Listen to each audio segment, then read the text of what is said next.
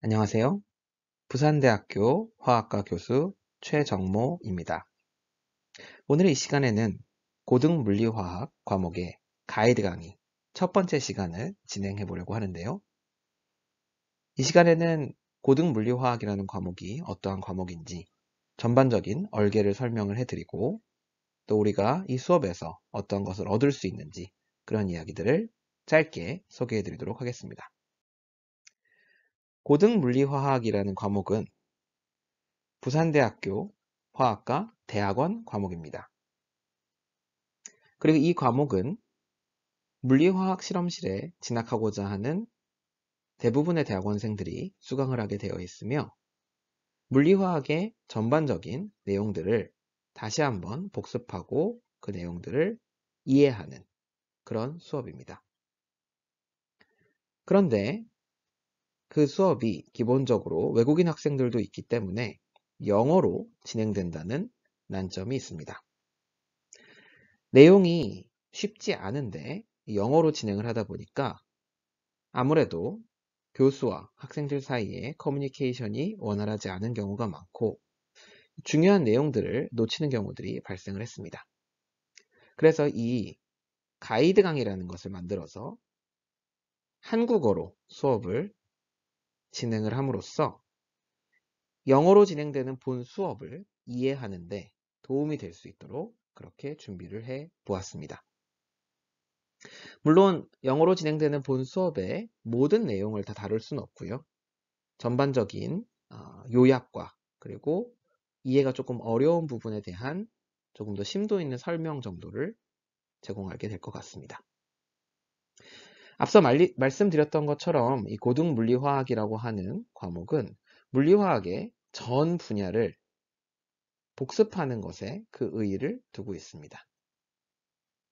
따라서 이 가이드 강의를 참조하신다면 물리화학에 관심이 있는 분들이 빠른 시간 안에 전반적인 내용을 습득하는 데 도움이 될 수 있을 것이라고 생각합니다.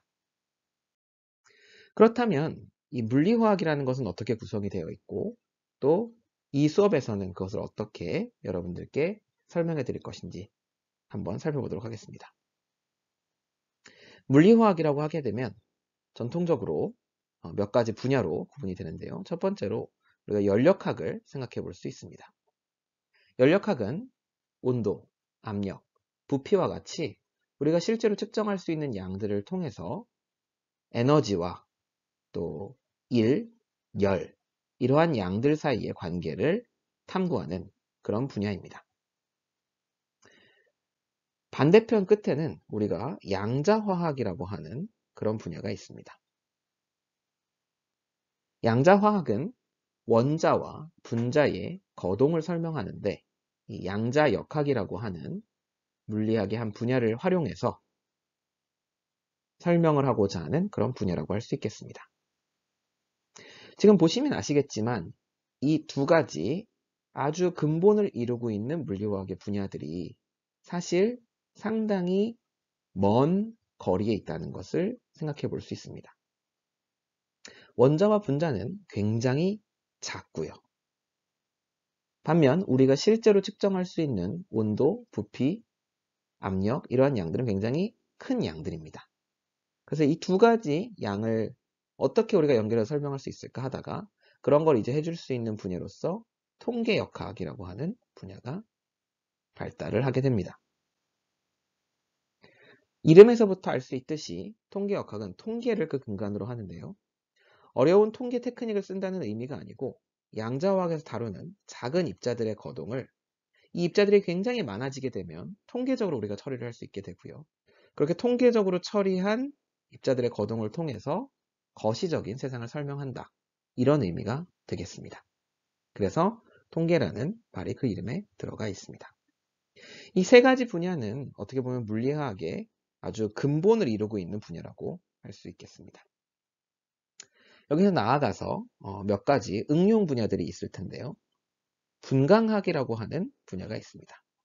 분광학은 물질과 빛 사이의 상호작용을 연구하는 그런 분야고요. 필연적으로 양자화학과 아주 밀접한 관련을 가지고 있습니다. 그리고 일부 통계역학의 내용들이 또 사용되기도 합니다. 다음으로 속도론이라고 하는 분야가 있습니다. 우리가 보통 수업 시간에 배우는 양자화학, 통계역학, 연력학은 시간에 따라 변화하는 것을 다룬다기보다는 어떤 평형을 이루고 있는 상태를 기준으로 합니다. 이 속도론은 화학 반응이 일어날 때 속도가 어떻게 변화하는지 그런 부분들을 탐구하는 분야라고 할 수 있겠고요.